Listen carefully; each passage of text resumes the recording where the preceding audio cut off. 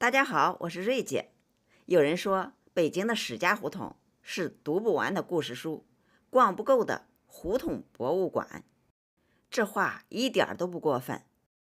对我来说，每次走史家胡同，都是在完善我对这条胡同认知的立体拼图。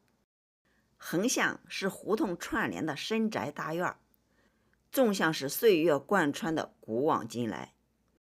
随着了解的深入，越来越喜欢。逛胡同只是从这头走到那头是远远不够的，应该事先做功课，对胡同有所了解和认知，这样逛起来才更有收获。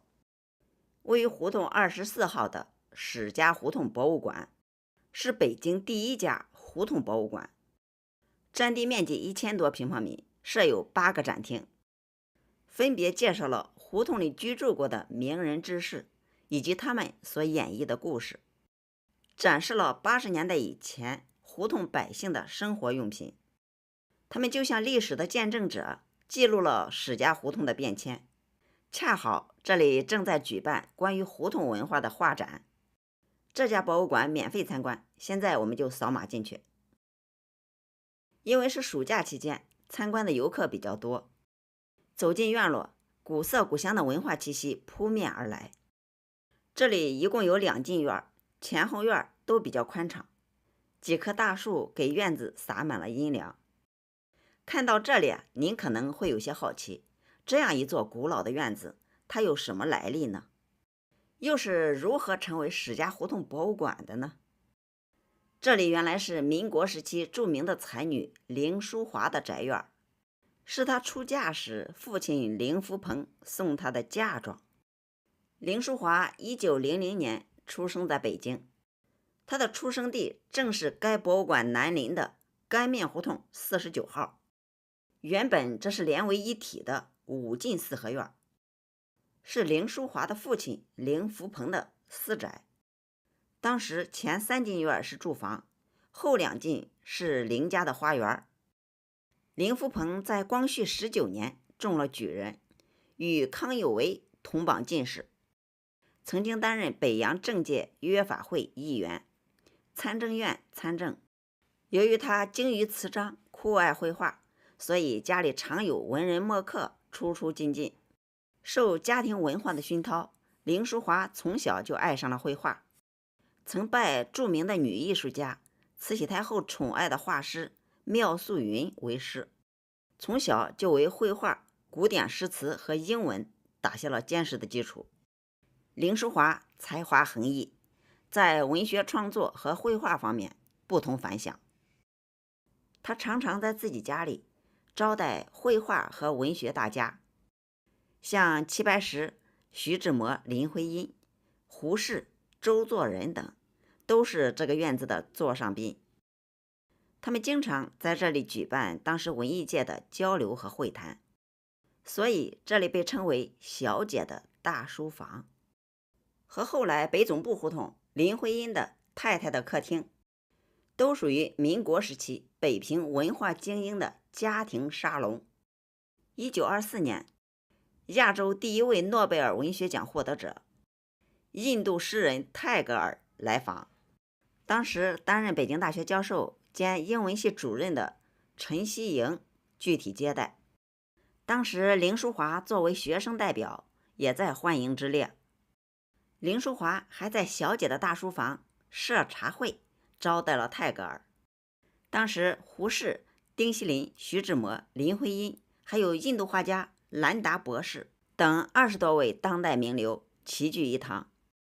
在那段时间，泰戈尔的陪同人陈希莹和凌淑华有了接触，之后两人书来信往，探讨文学艺术。他们都被对方的才华所吸引。2年之后，北大教授陈希莹和女作家凌淑华喜结连理，结婚典礼就在凌家的后花园举行。由于凌淑华过人的才华，从小就得到父亲凌福鹏的宠爱，而且凌福鹏对于女儿的婚姻还是相当支持的，就把自家这一座有28间房的后花园作为给女儿陪嫁的嫁妆送给了凌淑华。并且在后面的史家胡同另开了一个门儿。两进的四合院，靠西侧有一道月亮门通向后院。在凌淑华的作品中可以看出，他在这一座宅院中度过的童年生活有很多快乐的记忆。那时候家里一共有99间房舍，院儿套院儿，屋连屋，每个套院又都有一个小门，与院子左侧一条狭窄的小路相连，通向后花园。那时候凌淑华的父亲有几房姨太太，他有10多个兄弟姐妹。这后花园就是当年他们最开心最愉快的乐园。